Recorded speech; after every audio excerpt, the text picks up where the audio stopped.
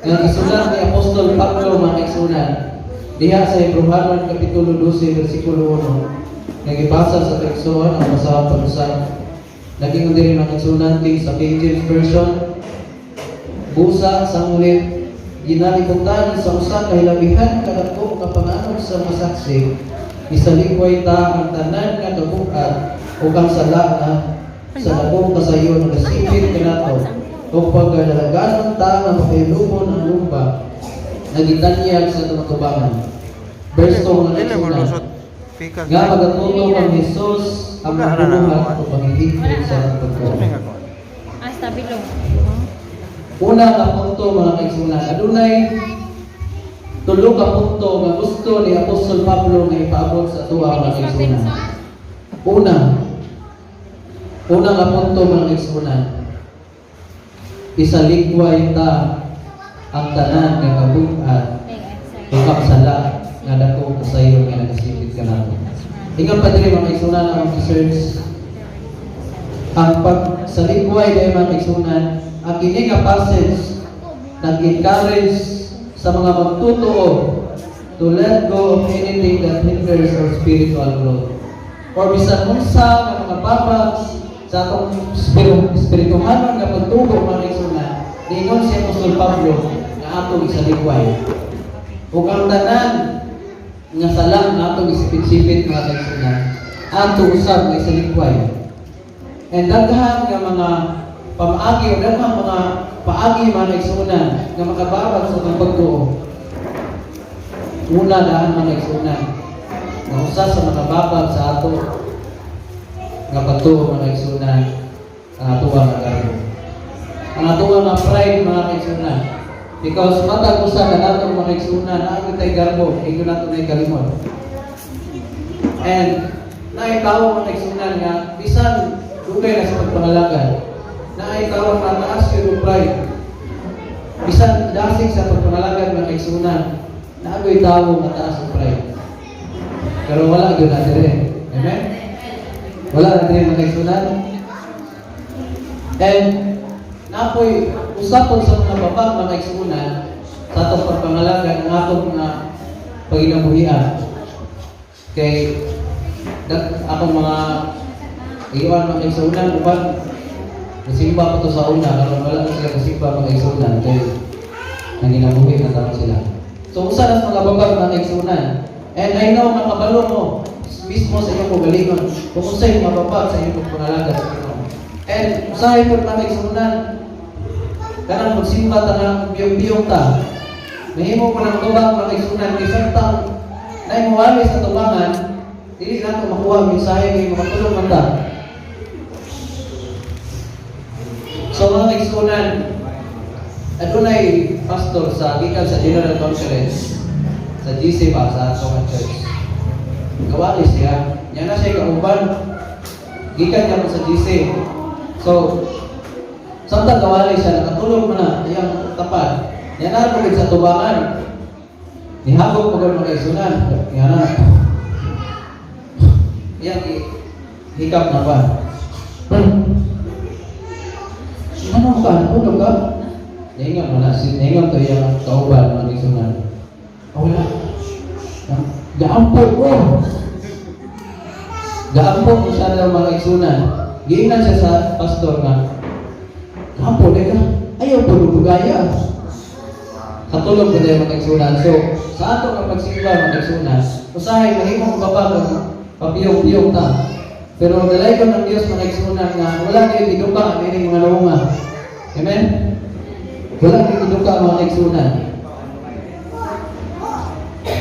And next mga kaigsunan is napuyuban nga mahimong babag nila ka na dito mula sa Italian. Kanang mo tayo Italian pag discourage ka ta. Maria na mga kaigsunan, discourage sa unang kayo. Kanahan doon kung kanta-kanta sa tubangan. Kaya tayo na kinihindot na gamay tingog mga kaigsunan ato na baluhan kayo. Kinihindot na gamay tingog ma-discourage na punta mga kaigsunan kay kakanta-kanta bitaw ko. Kung tumaginan ko sa amigo tsada na yung tingog pa eh. Kung tsada, mahulog yung kanta na yabag kayo. Hindi mo siya. Dada, nagsigaw, pero kalibog, kung lima ko siya, nagkanta ka o ganila. Nisamot na po nung Kugels College, mga iksunan mo lang na ino ko ha. Kanta ka, Brad, hindi kanta mga iksunan. Baso na, maalaman kong kapila. So, nagkakabag mga iksunan. Dami kuman ng libro sa iglesia na pampon. Hindi ka natunaw ko. Doon na bitaw bago nga na-convert mga iksunan dito sa Cebu. Ilan sa akin, Pastor Galiso nga. Can you please offer a prayer? Kaya sila bisitahon nga na backslide. Hindi nga siya. Ano pa po nga ang bintista? Mahulaw ko, hindi ko pa gano'n. Hindi nga siya Pastor Galiso. Sige lang, ako lang. Gaapo, mag-iksunan. Mura, manaw. Gatami ra. Yan, gaapo siya. Sige, hindi na pre. So, hindi mo. Buat to, may pinitus ko ang karoon. Yung bisitahon na backslide. Ginawa din ang bispikas kaya na punsukan, bispikas dalan. Pas silang tinatawag nila Pastor Beliso, mag-iksunan kay mura lang ko nagkatabi. So okay lang na mag-iksunan ka ng isang grupo sa kabulong ampo kita mag-iksunan kay makabalor yung tara madugan. So nagkakabag mag-iksunan. Ikaduha na punto mag-iksunan yung akong gusto may share. Naging diri mag-iksunan sa verse 1 gihapon. Naging diri pagdadalagan ta na mapainubon ang lupa. So ang pag-alagad sa Ginoo mga igsunan, ikumpara kini sama sa usa ka lupa. Ginoo ba?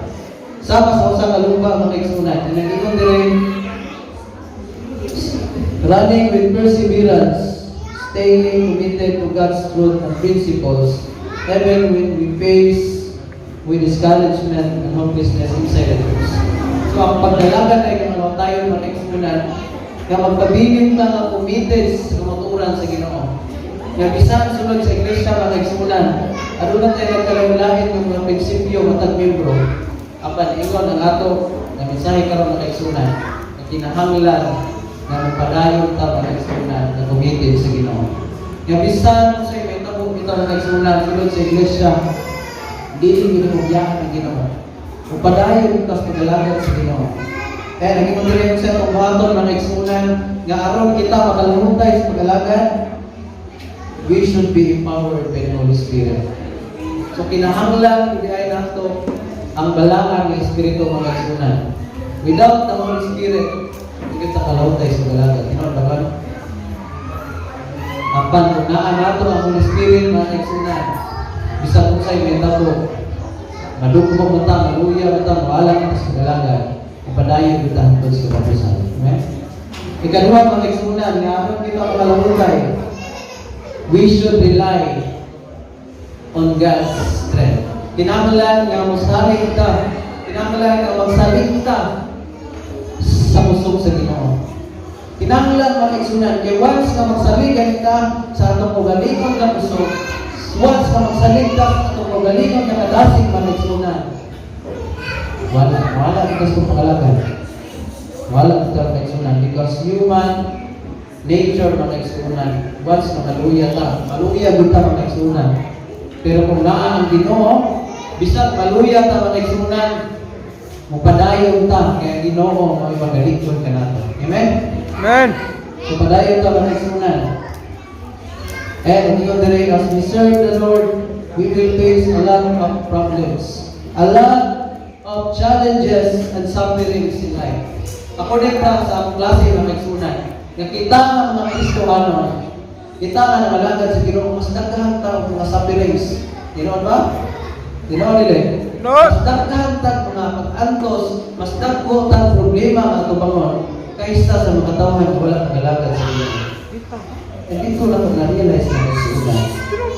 Ano din, bisag kung saan nato, bisag sige tagpalimol sa Ginoo, bisag magmatiluan ka pag-alagad sa Ginoo, mas daghan naman nga problema, mas daghan naman nga pag-antos sa mga daghan kayo panigsunan. And sa karon na nalagad na sa Ginoo, utang yun sa iyo una nga mas daghan tag mga pag-antos, mas daghan tag mga problema, mga atubangon, mga naigsunan. Mo na yung reality sa atong Kristohanon ng kinabuhi. Apa na nagagulog mga naigsunan. Because mo na yung pamaagi sa kaaway mga naigsunan, nagigintang karulay sa galaga sa Ginoo. Daghan nga mga Kristohanon mga naigsunan, daghan nga mga Adventista na atong panahon. Mga dasi kayo sa pagpangalagad, supported kayo sa bulaton sa Ginoo. Apan panahon sa dagkong problema na pag-antos sa pagsulay sa kinabuhi mga igsunan, wala ka na, give up na. Nibiya sa kalagan sa Ginoo. Mga igsunan, gusto na ako na-share ka ninyo na bisan sa mga pag-antos na atong agian sa kinabuhi, bisan sa mga dagkong problema na atong agian sa atong kinabuhi, ayaw ko kalimot na igsuon na naa ang Ginoo kanunay andam ang hatag ug kalingkod sa matag sa kanato. Amen. Amen. Padayon na ta mga igsunan kay naa ang Ginoo kanunay. Kung na may problema mga igsunan sa spiritual ng atong kinabuhi, adunay pamaagi ang Dios. Natay problema mga igsunan sa atong pinansyal, sa atong physical o sa emosyonal na atong mga igsunan, ayaw kalimot nga ang Dios adunay solusyon. Amen? Amen. And mga igsunan, pabiling lang ligtang sa tinumanon sa pag-alagad sa Ginoo hangtod sa paglayo sa atong Ginoo. And I want to share mga igsunan, iskwela ko sa una, sa high school pa mga igsunan kasi may Maricel sa una. Nalipay ko mga igsunan nga, hindi man sa bulate nga, isipag kasi Maricel nga, aktibo lang kayo no? So nalipay ko mga igsunan, kaya classmate may mga sa una nga, parinte ko mga igsunan, kaya parinte maglula ng mga stolas. So, sa pag-high school lang mga igsunan, Destila ko sa una, akong grado, wala ko bilay no 8. Wala ko bilay no 8 mga igsunan. Akong grado sa una, eskwela ko halos 7 tanan. Yeah, eskwela ko girls, eskwela ko girls mga igsunan. Ito nga, hapit ko mata. Hapit ko mga top 15 guro ko. Kaya nga ibuka-buka doon lang mga katay kamay kay yung pabret ko doon yung kamay kay top 15 mga igsunan.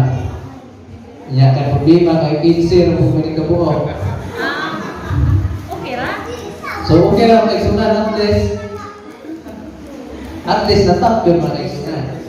And bisan yung ato akong grado mga igsunan, kaluyan sa Ginoo. Karon sana lang katika mag-graduate na ngayon mga igsunan. Amen? So padayon na kita mga igsunan. Kung padayon na kita. And sunod mga igsunan, gusto na ko na i-share ninyo sa akong experience sa akong sports sa una. While firme po kong apel ng racing sa unang bike mga igsunan, gusto na ko na-share sa inyo. Okay? Pag join ng racing mga igsunan, ako yung ibutang sa una-una. Nung abot ko sa finish line.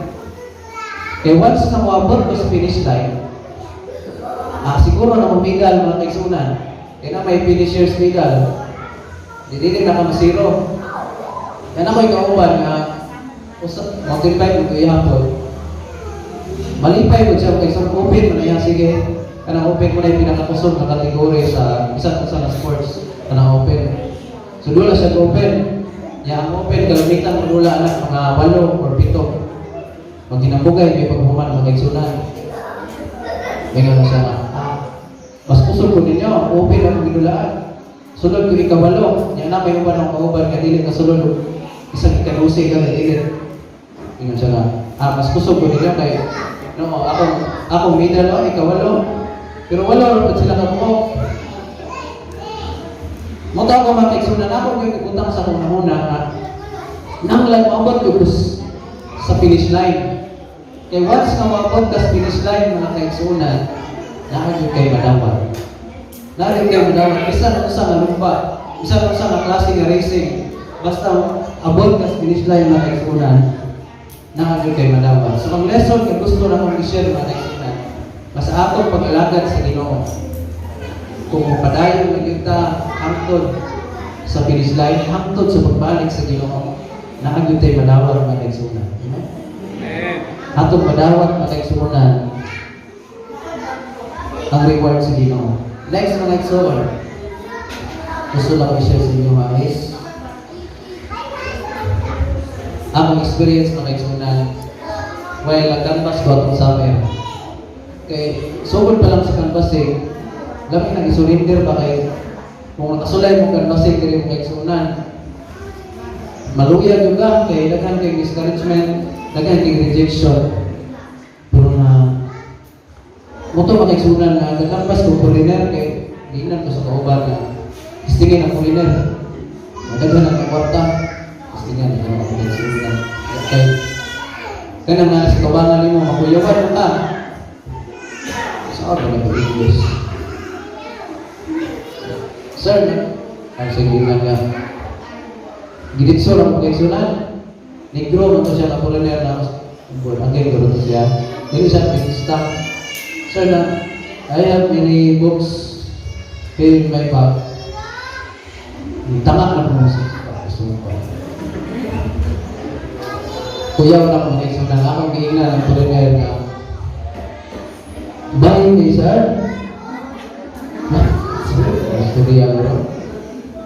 Buy me, sir. I have many books. Isiga ni matas kuliner na mga kaigsunan.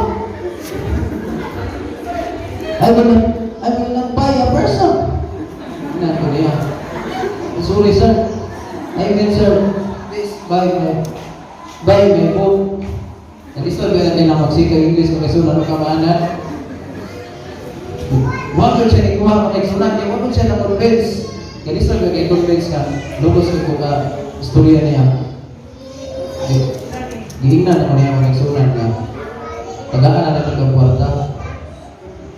Tagaan ko niya ang kwarta ang kaigsunan. Kabulong mo pinakihatak. Itagaan ko niya 4,000. Siga, ako mata ang kaigsunan. Itagaan ko 4,000. Wala ko kayo libro, pero itagaan ko 4,000. Salamat kayo. Salamat kayo, sir. Ngayon siya, ha? Okay. Kini mag-istorya ng kuliner na kaigsunan, labi na uslang tayo. Lugos ang buka kasabot. Ikaw ba? Maana ba?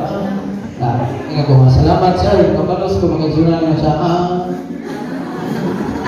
Sunod na kaigsunan, ni-chat na po siya na ako, yung siya na, please visit me in my house. Pagbisita na ako kaigsunan, ginagaan, puko niya ang 500. Kung ano lagi po, nila di man dalo. Di pagkasunod, mga kaigsunan si Mana, akal po siya kita sa chatan. O sige nang, sir, can I visit you in your house?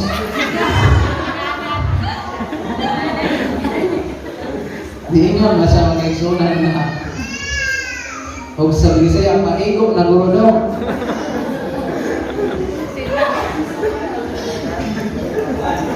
Igo na guro daw. Kaigsunan,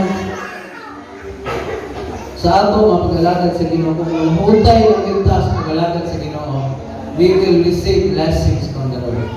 Amen? And not only mga kaigsunan, dili lamang panalangin atong madawat sa pag-alagad sa Ginoo. Apan atong madawat mga kaigsunan ang purong-purong sa kinabuhi. Amen? Mula hutay kita mga kaigsunan na wala kayo mawala dining mga nawunga.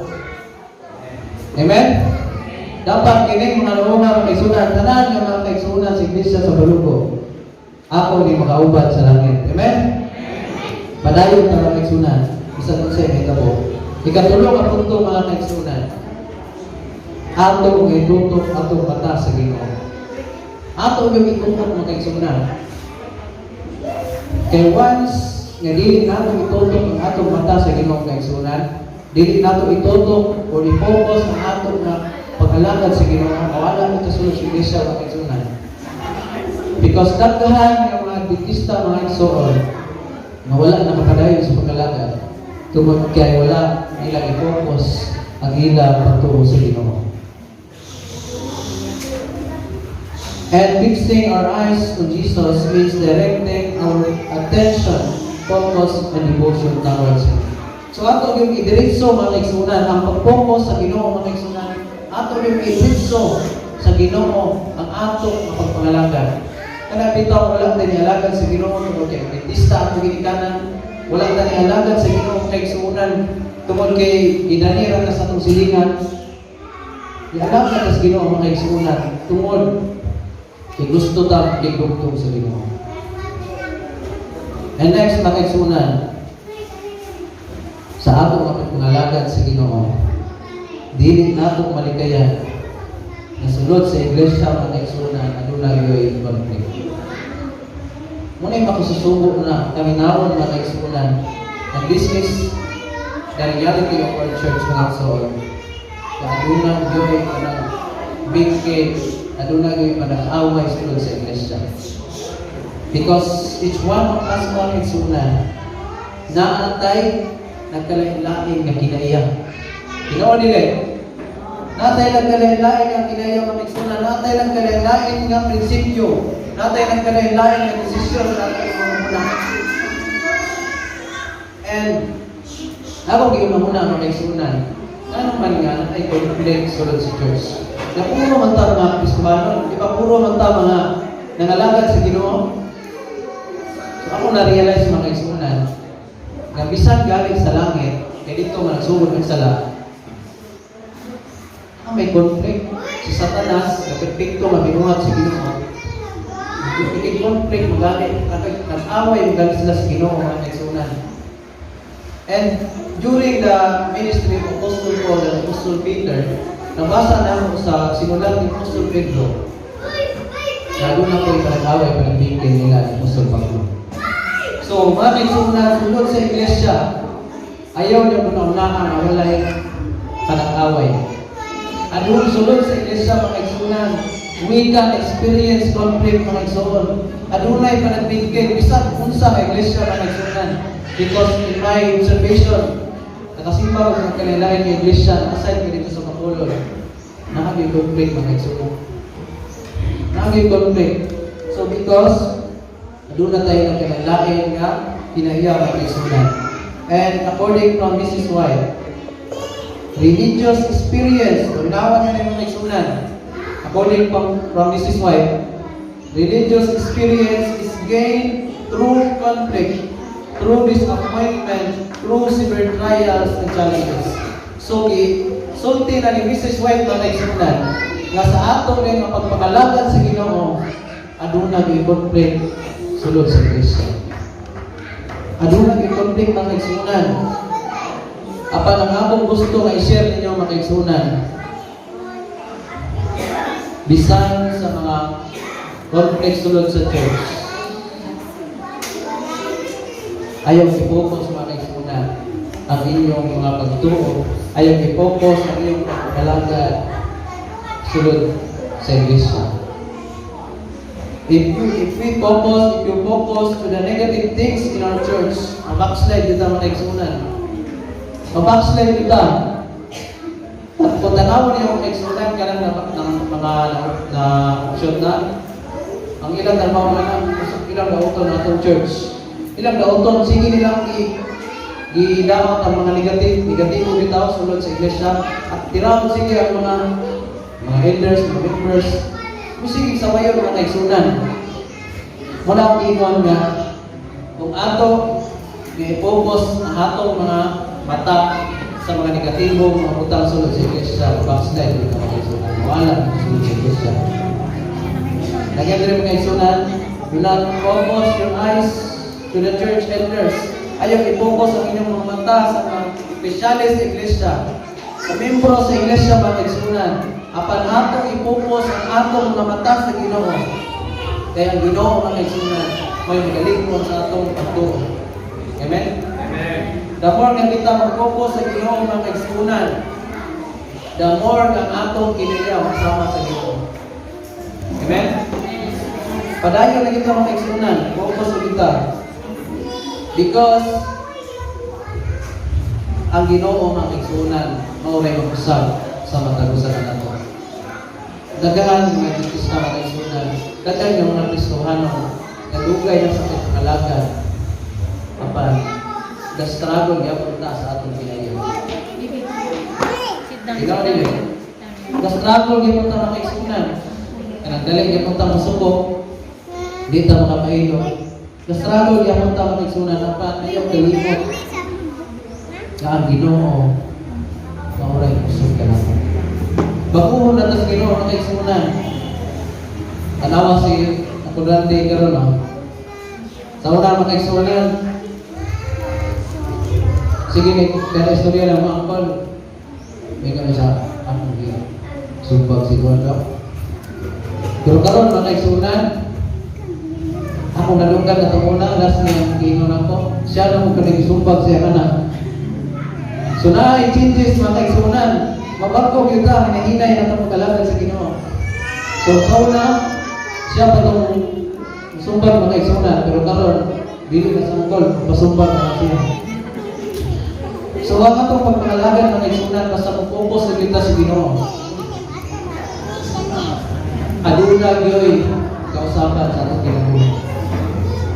Mga kaigsunan, ang Diyos nagtinguha sa atong tanan.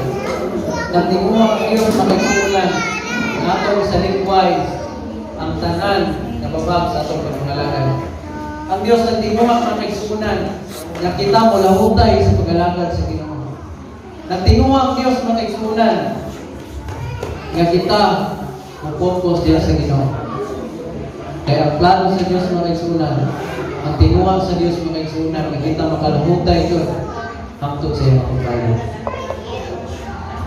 Mga kaigsunan, magayon ng tahangtod sa katapusan. Kaya ang Ginoo adunay giandam na reward kanatong tanan dito sa giharian sa langit. Amen.